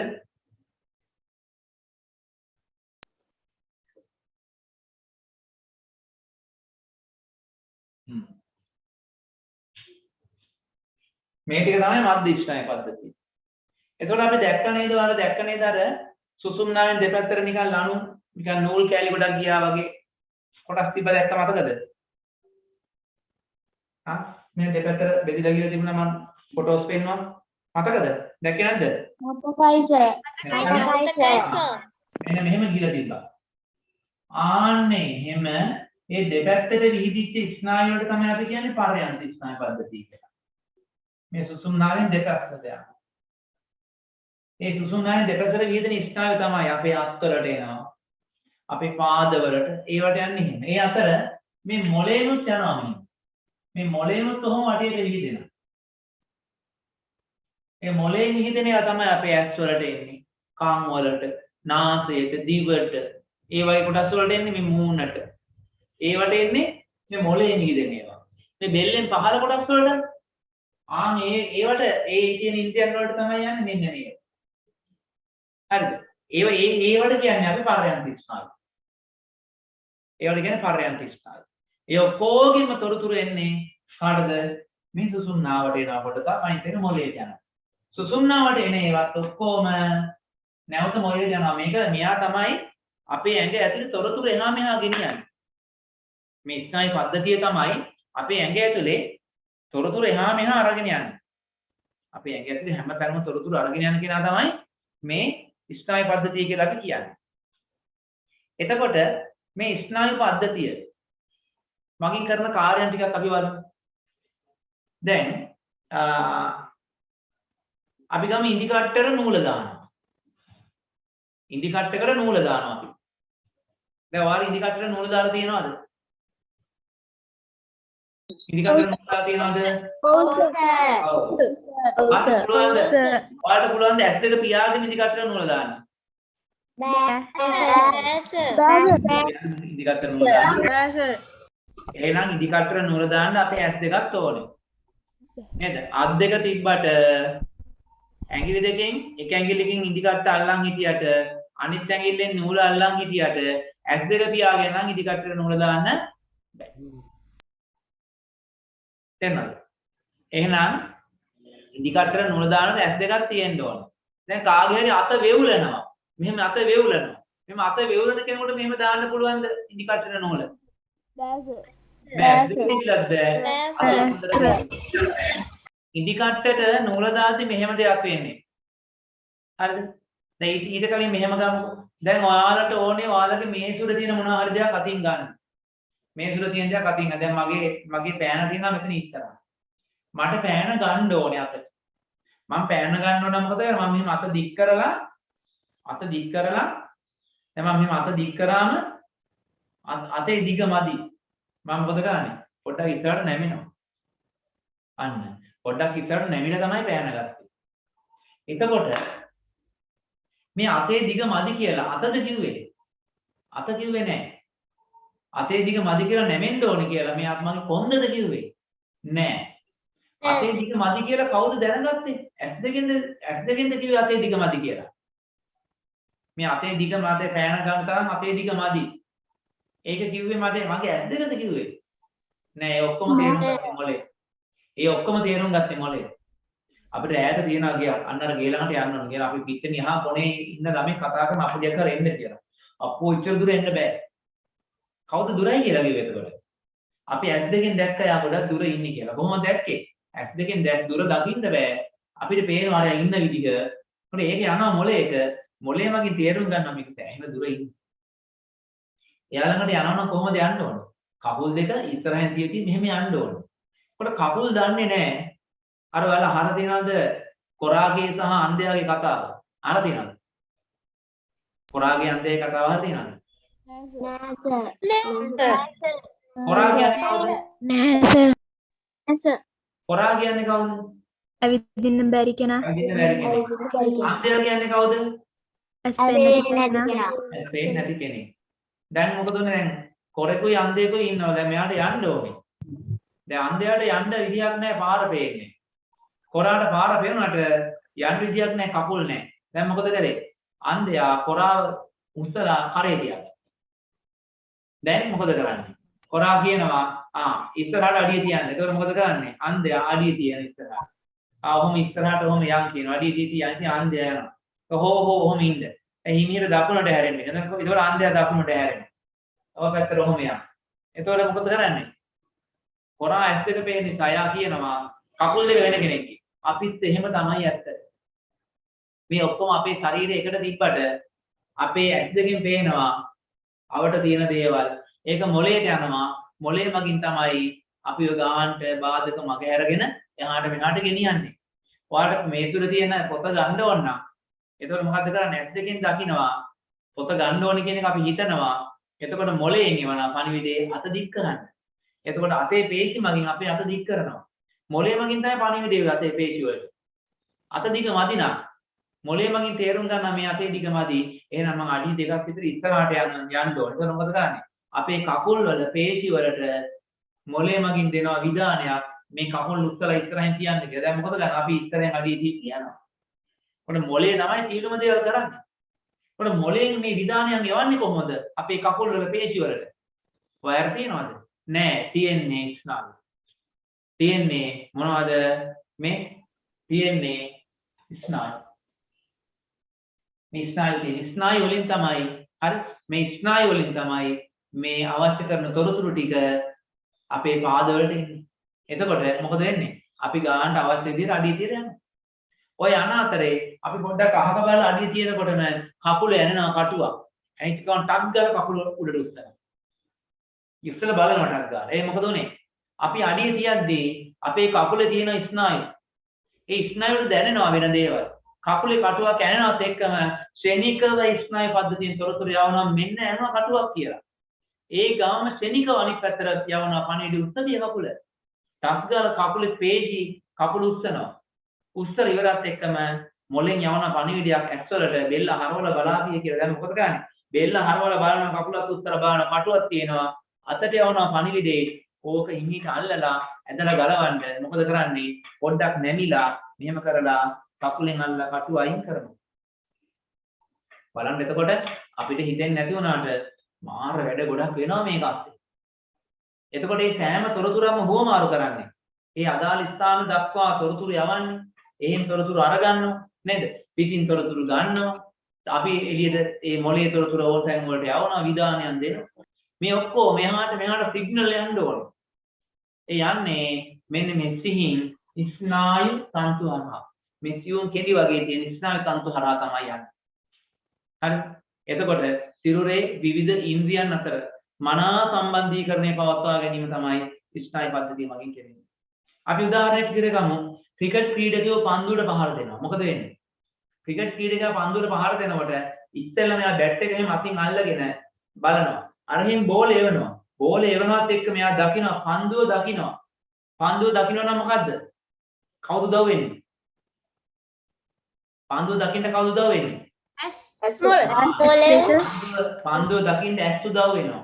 ඊට පස්සේ මෙයා මොකද කරන්නේ? කකුලක් ඉස්සරහට තියලා ඇඟ හරවලා අත් දෙකෙන් අතින් ගහන බැට් එකෙන් බෝලෙට ගන්න. එතකොට මොකද උනේ? කකුල උස්සලා පැත්තකින් ඉස්සරහින් තියන්න ඕන. පාදයේ පේශි.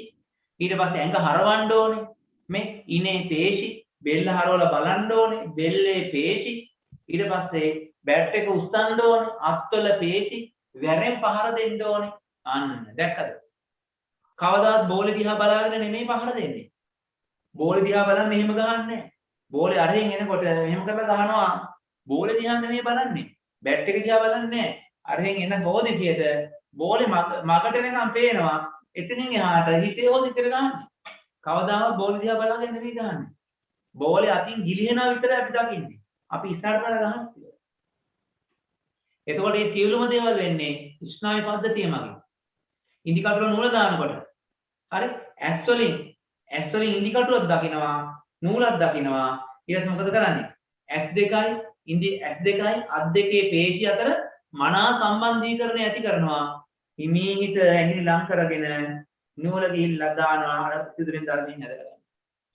ස්නායු ඒ කියන්නේ අපි ඉන්ද්‍රියන් අතර මනා සම්බන්ධීකරණය ඇති. අපි දුවනවා. දුවනකොට මොකද වෙන්නේ? ඇස් දෙකෙන් පාර දිහා බලනවා. කකුලේ පේශි, අත්වල පේශි, බෙල්ලේ පේශි මේ ඔක්කොම එකට එකතු වෙලා මනා සම්බන්ධීකරණයක් ඇති වෙනවා. අපි ක්‍රියාත්මක කළා දුවනවා. හරි? එතකොට කවුරු හරි ගහකට නගිනවා. ගහකට නගිනකොට මොකද වෙන්නේ? අත්වල පේශි, කකුල් දෙකේ පේශි, මේ ශරීරයේ ඉන කොටසේ පේශි. අපි උඩ බලනවා, බිම බලනවා, බෙල්ලේ පේශි. මොකට ඇස් දෙක නේ ඇස් දෙකෙන් දකින්නවා ගහ. ඊළඟට අත්වල පේශි, කකුලේ පේශි, මේ ඉනේ පේශි, ඊළඟ බෙල්ලේ පේශි මේ ඔක්කොම එකට සම්බන්ධ වෙනවා. ගහ දිගේ ඉහළට නගිනවා. නැකද? එතකොට ඔන්න ඔය විදිහට අපේ සිරුර තුල සියලුම ඉන්ද්‍රියන් අතර සියලුම සම්බන්ධීකරණ ක්‍රියාවලි පවත්වා ගැනීම තමයි තොරතුරු හුවමාරු කිරීමේ ක්‍රියාවලිය පවත්වා ගැනීම තමයි මේ ස්නායු පද්ධතිය මගින් සිදු වෙන්නේ. හරිද?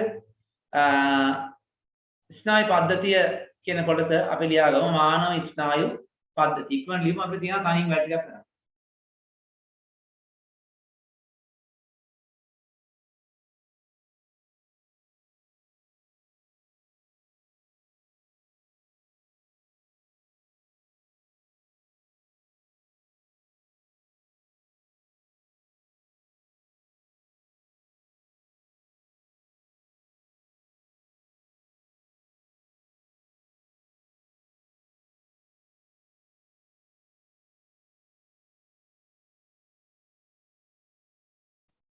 දැන් අපි බලමු ක්‍රිකට් ක්‍රීඩකයෙක් පන්දුවට පහර දීමට අදාළ ගැලීම් සටහනක් අඳින්නේ කොහොමද කියලා.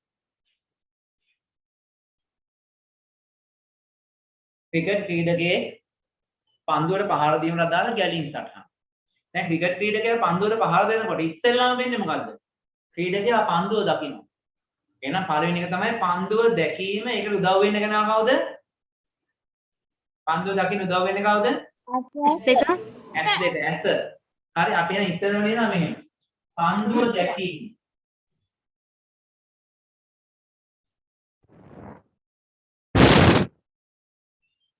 පන්දුව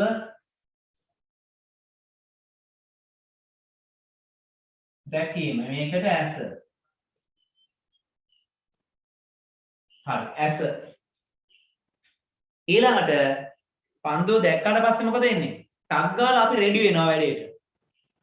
අපි දැන් ගහන්න රෙඩි වෙනවා. අනේ පන්දු එනවා දකින්නත් එක්කම අපි ටැට්ටක් ගාලා සූදානම් වෙනවා. කොහොමද?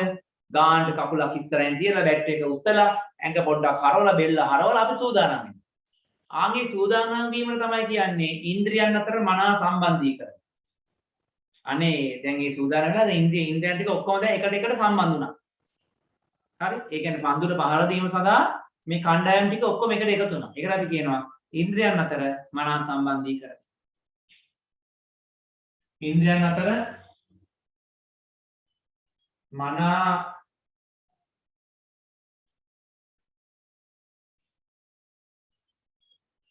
ඉන්ද්‍රියන් අතර මනා සම්බන්ධීකරණය. හරිද? දැන් ඉන්ද්‍රියන් අතර මනා සම්බන්ධීකරණය ඇතුණාට පස්සේ ඊළඟට තියෙන මොකක් කරන්නේ?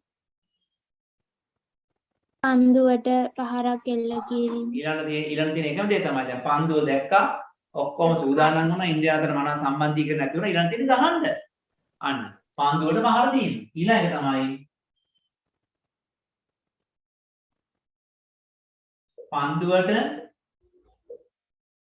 පහර දීම. හරි. පන්දුවට පහර දෙනකොට කවුද මේකට උදව් වෙන්නේ? S2 අනිවාර්යෙන් ඕනේ බලා ගන්න නේ. එන S තියෙනවා. S තියෙනවා. හරිද? ඒ අත් දෙක මණි අනිවාර්යෙන් අත් ඕනේ. අත්වල පේශි. හරිනේ? අපි එක කියන්න පුළුවන් අත් ඊළඟට අත්වල පේශි. බෙල්ල හරවන්න බෙල්ලේ පේශි. කකුල් පාදවල නේද? S ඉන S ඕනේ. ඊළඟට අත් අපි එහෙම කියනවා. අත් ඊළඟට පාද හා බෙල්ලේ පේශි. අත් අත් පාද හා බෙල්ලේ පේශි. ඕන ඔය ටික ඔක්කොම එකට එකතු වෙනවා. බෙල්ල නැතුව ගෙල කිව්වට කමකුත් නැහැ. හරි. ක්‍රිකට් ක්‍රීඩාවේදී පන්දුවට පහර දීම අදාළ ගැලීම් සටහන කියලා ටියුට් එකේ දීලා තියෙනවද නැත්නම් මේක ලියාගත්තොත් හොඳයිද? ලියා ගන්න ඕන සර්. එහෙනම් ක්‍රිකට් ක්‍රීඩාවේදී පන්දුවට පහර දීමට අදාළ ගැලීම් සටහන කියලා මේක ලියා ගන්න. ඊට පස්සේ ඔයාලට තියෙනවා වැඩක්. මොකද්ද? මෝටර රථයක් ධාවනය කිරීම, ගසකට නැගීම, ගීතයකට අනුව නර්තනය දීම, ආහාරයක සුවඳ දැනුන විට කටට කෙලෙයිනීම. හරි. ආන් ඒ ටික ඉක්මනට පුරවන්න ගැලීම් සටහන් ටික ඉක්මනට දැන්ම කරන්න. බලමු මෝටර රථයක් ධාවනය කිරීම. කවුරුද කියන්න බලන්න මෝටර රථයක් ධාවනය කිරීමේ ගැලීම් සටහන මොකක්ද?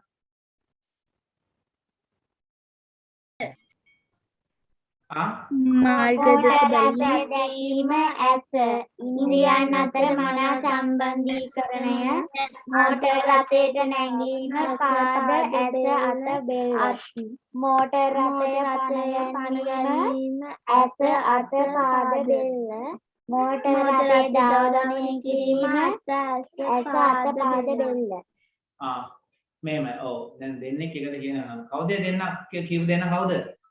දසුනී කවිෂයි. right. අනිත් අය තව කවුරු හරි දැන් ඒ දෙන්න කියද්දි අනිත් කට්ටිය නතර වුණා කියන එක. දැන් ඒ දෙන්න නැතුව වෙන කවුරු හරි කියන්න බෑ.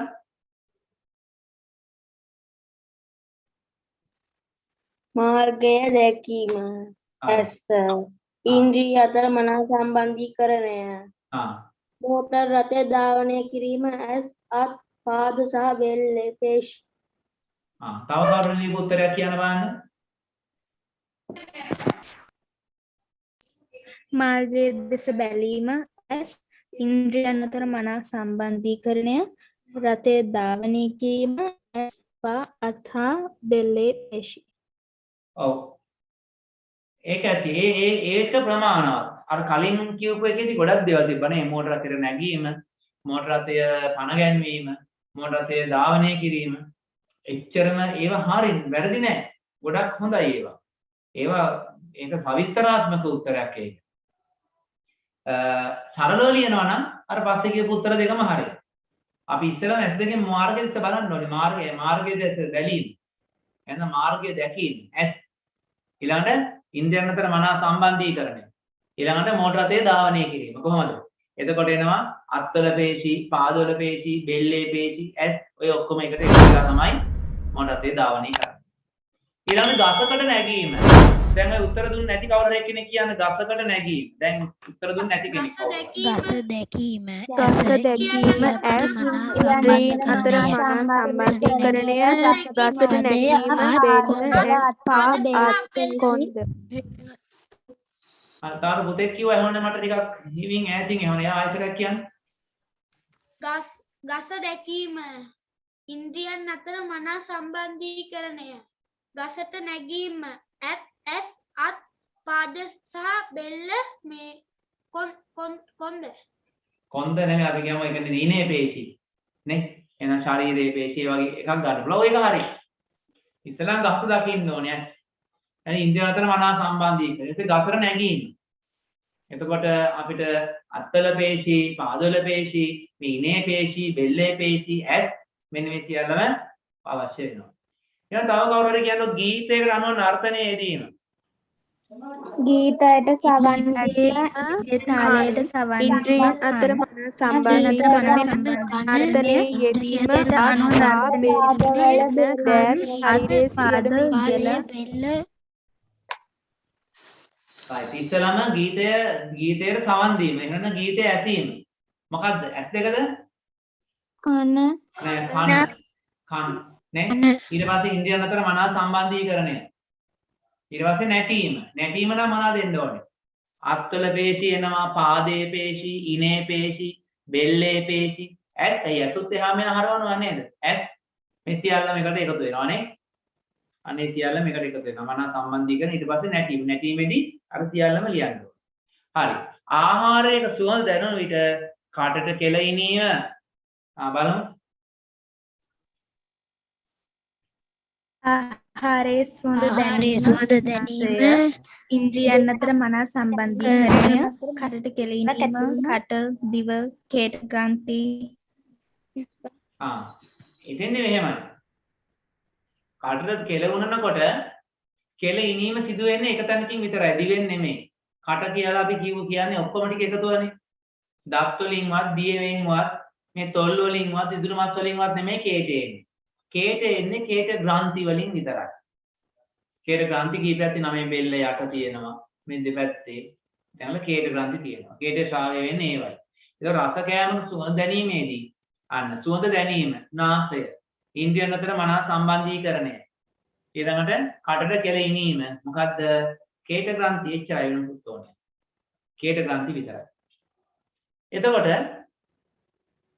එතකොට බලන්නකො මේ ඔයාලා බලන්න මේ සම්බන්ධීකරණය ඇති වෙන්න.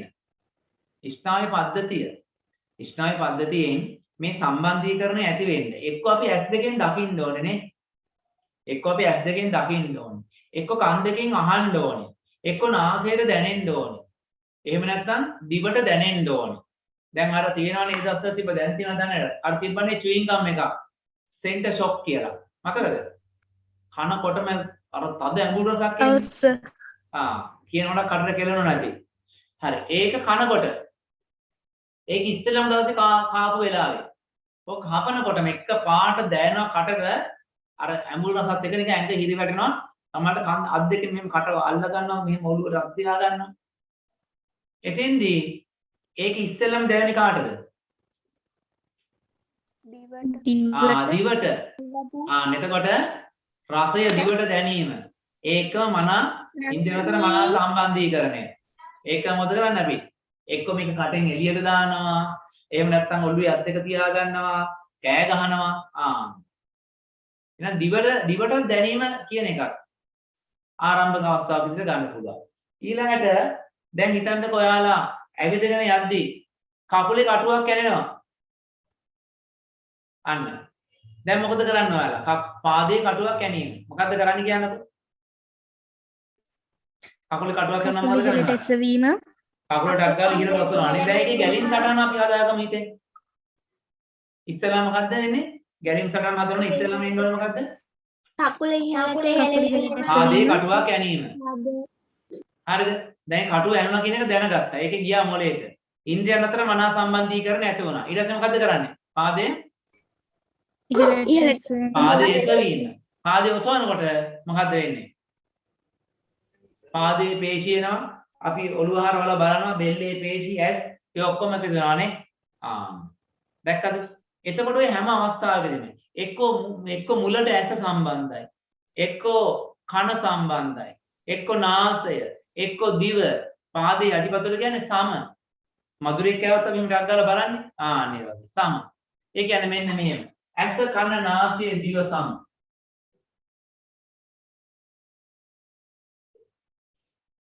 ඇස,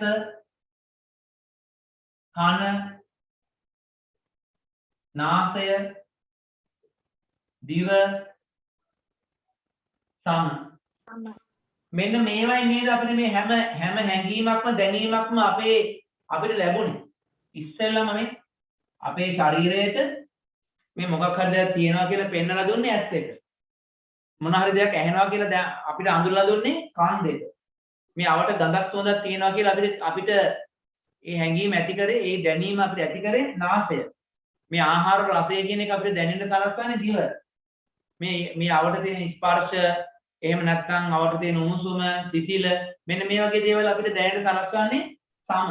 එහෙනම් මේ ඇස, කන, නාසය, දිව සම කියන්නේ මේ බාහිර පරිසරයේ තියෙන දේවල් අපිට දැනෙන්න සලස්වන කෙනා නේද? නේ? මේවයි නේද අපිට බාහිර පරිසරයේ සිදුවෙන දේවල් දැනෙන්න සලස්වන්නේ. ඇස, කන, නාසය, දිව සම නැතුව වෙන මොකක් හරි දෙයකින් අපිට පෙනීම ලැබෙනවද? එහෙම නැත්නම් ඇසීම, ශ්‍රවණය කියන එක ලැබෙනවද? එහෙම නැත්නම් ගඳ සුවඳ දැනෙනවද? එහෙම නැත්නම් රස දැනෙනවද? එහෙම නැත්නම් ස්පර්ශය, වේදනා, පීඩනය වගේ දේවල් දැනෙනවද? වෙන මොකක් හරි දෙයකින් අපිට අපේ කෙස් ගස් වල තියෙනවද මේ ඇසීම, එහෙම නැත්නම් පෙනීම, ඒ වගේ දේවල් තියෙනවද? එහෙම නැහැ. මෙන්න මේ ටික විතරයි. මෙන්න මේවට කියනවා අපි ප්‍රතිග්‍රාහක ඉන්ද්‍රියන් කියලා. ප්‍රතිග්‍රාහක ඉන්ද්‍රිය. බලන්න මෙතන මේ පන්දුව දැකීම ප්‍රතිග්‍රාහක ඉන්ද්‍රියක් තියෙනවා. ඊට පන්දුවට පහර දීම.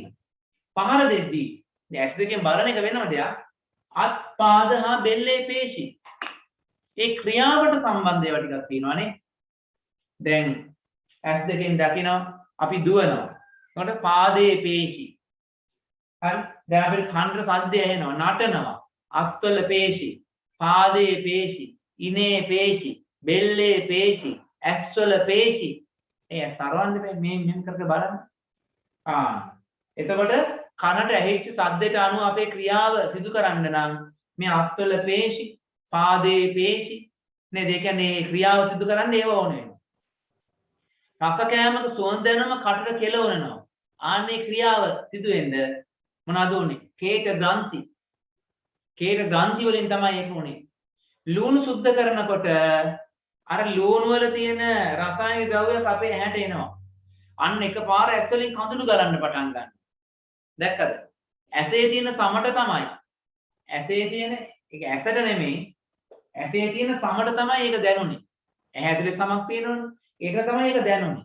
ඒක මොකද උනේ? අර කඳුළු ග්‍රන්ථි වලින් කඳුළු ශ්‍රාවය කරා. නේද? එතකොට අපිට කිසියම් කාර්යයක්, ඒ කියන්නේ කිසියම් ක්‍රියාවකදී හරිද? කිසියම් ක්‍රියාවකදී ඔය කිසියම් සම්බන්ධීකරණයක් පවත්වා ගැනීමේදී ඉස්සෙල්ලා මෙන්න මේ ප්‍රතිග්‍රාහක ඉන්ද්‍රියන් ටික ඕන වෙනවා. එතනින් එහාට ඊට අදාළව මේ ක්‍රියාවන් සිදු කරන්න. ක්‍රියාවන් සිදු කරන්න අවශ්‍ය කරන අපේ ශරීරයේ කොටස් තියෙනවා. ඒවට අපි කියනවා කාරක කියලා. ඒවට අපි කියනවා කාරක. දැන් අත සැලවීම කියන්නේ අත කියන්නේ කාරකයක් නෙමෙයි. අත සොලවන්න උදව් කරන්නේ මේ පේශිය. එහෙනම් පේශිය තමයි කාරකය. අපි දුවනකොට පාද චලනය කරනවා. පාද නෙමෙයි කාරක. පාද චලනය කරන්න උදව් කරපු පාදයේ පේශි. එහෙනම් කාරක යටතට දාන්න පුළුවන් අපිට. මේ කාරක යටතට දාන්න පුළුවන් මොනවාද? පේශි. හරි? මෙතන දාන්න පුළුවන් අපිට පේශි. හරි? ඊළඟට දාන්න පුළුවන් කේක ග්‍රන්ථි.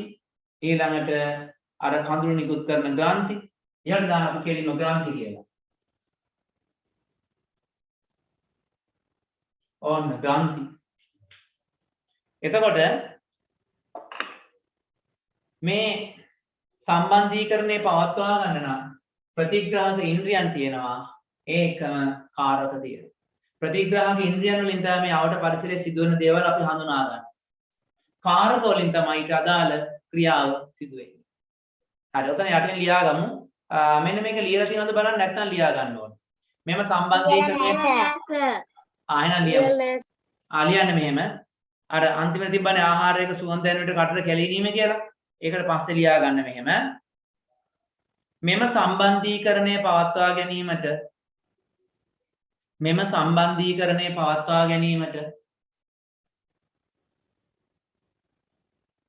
මෙම සම්බන්ධීකරණය පවත්වා ගැනීමට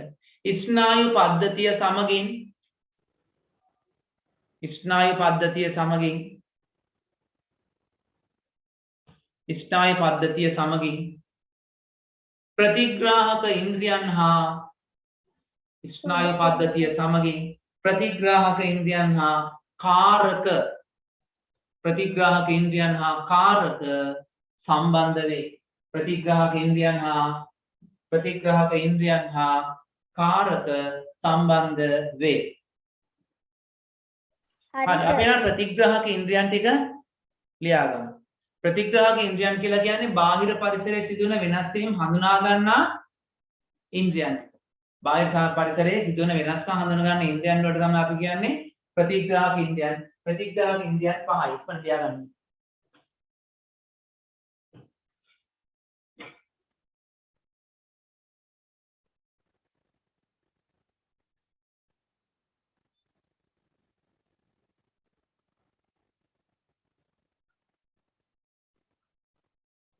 හරි දැන් ඔන්න අලුත් එකක් අපි ඉගෙන ගන්නවා.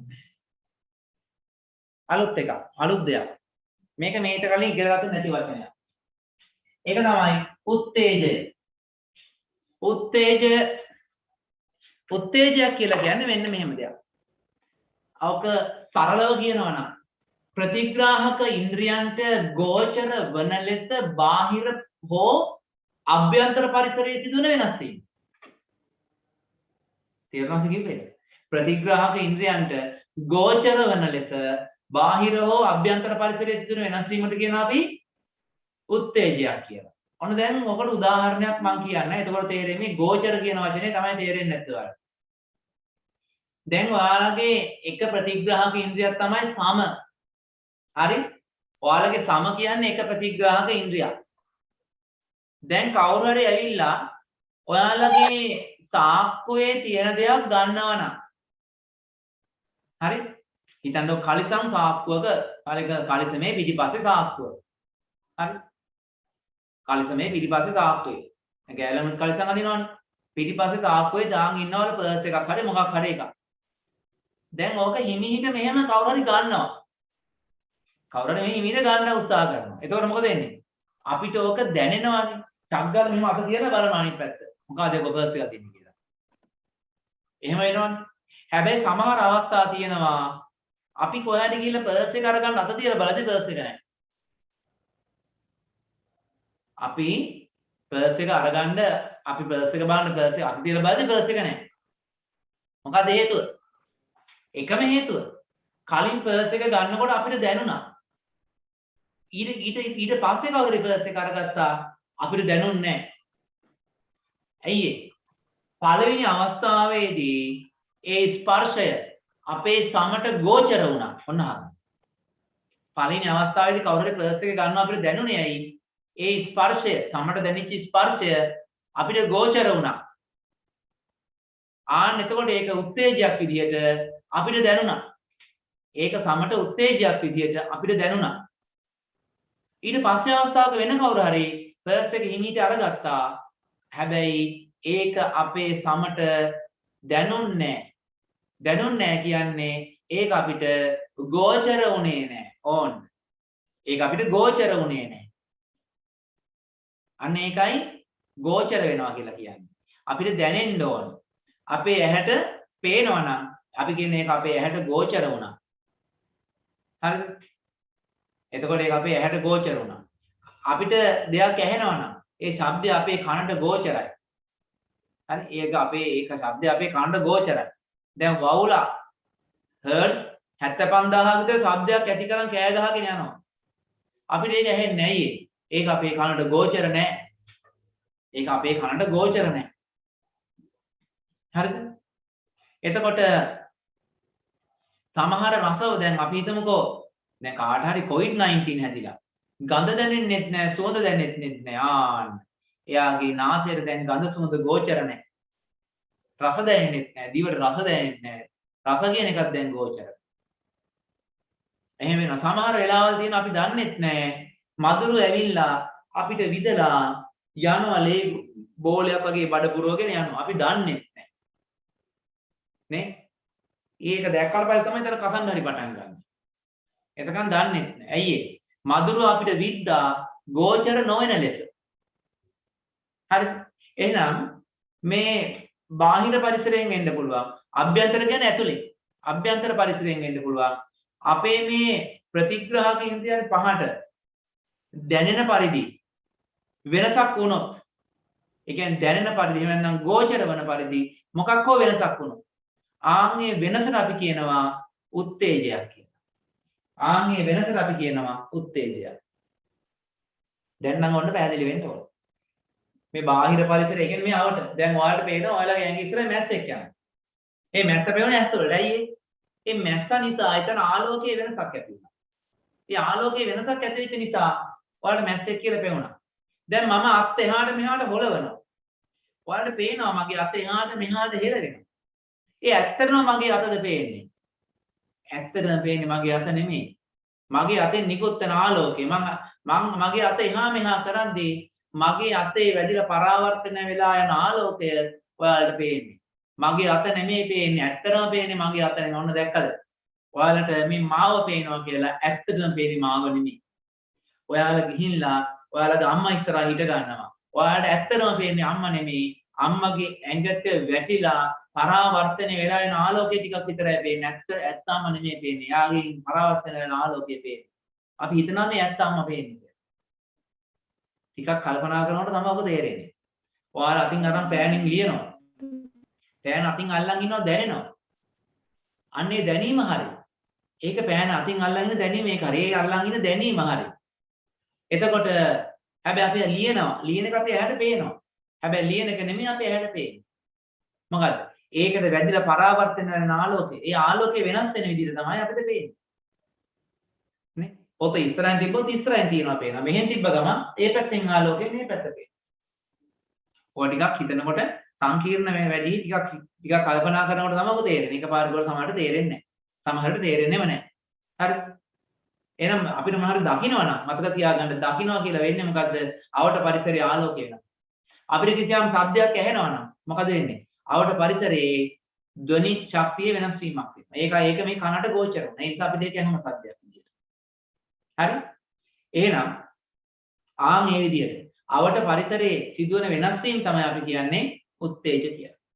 ඕකේ අභ්‍යන්තරෙත් වෙනවා. අභ්‍යන්තරය වෙනවා කියලා කියන්නේ දැන් ඔයාලා බඩේ කැක්කුමක් කියනවා. බඩ අල්ලන් කෑ ගහනවා. බඩ දැවිල්ලක් කියනවා. ඉන්න බෑ බඩ දනවා කියලා කියන්නේ. ඒ අභ්‍යන්තර පරිසරයෙන් ආපු එකක්. ඒකේ අභ්‍යන්තර පරිසරයෙන් ආපු උත්තේජයක්. ඒක අපේ අභ්‍යන්තරයේ තියෙන සමට දැනුණා. ඒ නිසා තමයි අපිට දැවිල්ලක් කැක්කුමක් වගේ දෙයක් දැනෙන්න පටන් ගන්නේ. එහෙනම් මතක තියාගන්න. උත්තේජයක් කියලා කියන්නේ ප්‍රතිග්‍රාහක ඉන්ද්‍රියන්ට ගෝචර වෙන්න ඕන. දැන් මෙහෙම දෙයක් තියෙනවා. රිමෝට් එකෙන් ආලෝකයක් නිකුත් වෙනවා. ඔයාලට පේලා තියෙනවද රිමෝට් එකේ ආලෝකය? රිමෝට් කන්ට්‍රෝල් එකේ ආලෝකය ඔයාලා නෑ. හැබැයි ඒක ඔයාලා බලන්න ක්‍රමය ඔයාලා දන්නවනේ. රිමෝට් එකෙන් නිකුත් වෙන ආලෝකය බලන ක්‍රමය ඔයාලා දන්නවනේ. ඔව් සර්. මොකද්ද කරන්න ඕනේ? ෆෝන් එකේ කැමරා එක. ෆෝන් එකේ කැමරා එකට අල්ලන්න. ෆෝන් එකේ කැමරාවට මට ඉස්සරහින් තියෙන මේ කැමරාවට ඇල්ලුවොත් පේනවා. හරි. දැන් මේ රිමෝට් එකේ තියෙන ලයිට් එක මට මෙහෙම ඇල්ලුවට මට පේන්නේ නැහැ. මට මෙහෙම ඇල්ලුවට පේන්නේ නැහැ. මට කිසි දෙයක් පේන්නේ නැහැ. ඒ ඇයි ඒ? ඒ ආලෝකය මගේ ඇහැට ගෝචර නැහැ. ඒ ආලෝකය මගේ ඇහැට ගෝචර නැහැ. ඒ නිසා ඒක මට උත්තේජයක් නෙමෙයි. මේ රිමෝට් එකේ ආලෝකය ඍජුව මම බැලුවොත් රිමෝට් එකේ ආලෝකය දිහා ඍජුව මම බැලුවොත් මට ඒක පේන්නේ නැහැ. ඇයි ඒ? ඒක මගේ ඇහැට උත්තේජයක් නෙමෙයි. හේතුව මොකද්ද? ඒ ආලෝකය මගේ ඇහැට ගෝචර නැහැ. හැබැයි මම අල්ලනවා ඒක අල්ලනවා කැමරාවට.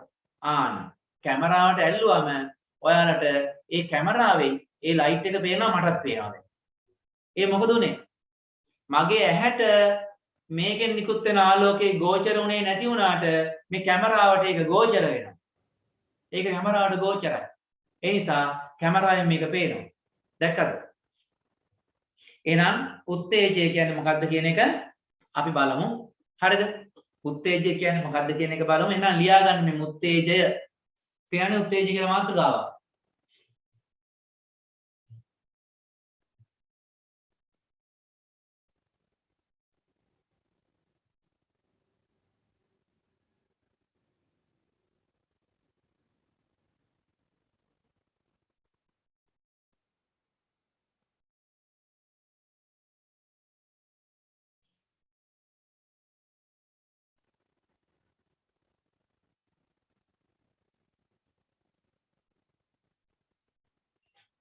හරි එතකොට දැන් අපේ ඇඟට මොන හරි එනවා දකින්නවනේ ඒකත් උත්තේජයක්. කවුරුර අපේ නම කියලා කතා කරනවනේ ඒකත් උත්තේජයක්. නේ බල්ලෙක් ඇඟට ගුරාම පයින් එක. ආහාරයේ සුවඳ දැනීම. නැරිස් රතේ ගොයි ගඳ දැනීම. රත්ෝදයක් අපේ ගැටීම. පාදයේ කකුලක් ඇනීම. මේ සියලුම දේවල් උත්තේජ. හරි මේ සියලුම දේවල් උත්තේජ. හරි එතකොට අපි මේක ඉතුරු කොටස ඔයාලට ප්‍රශ්න පත්‍ර මොකුත් ඉතුරු නෑ නේද කරන්න?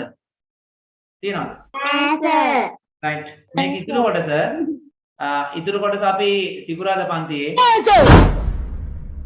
මොකද තාතා මේක ඉතුරු කොටස අපි සිකුරාදා පන්තියේදී ඉවර කරනවා. සිකුරාදා පන්තිය නම් පාඩම තමයි කරන්නේ. හරි එහෙනම් අපි අදට පන්තිය නතර කරනවා. ඔක්කොටම සුබ රාත්‍රියක්. අයබෝවන්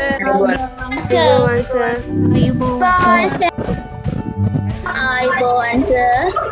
ආයිබෝවන් සර්.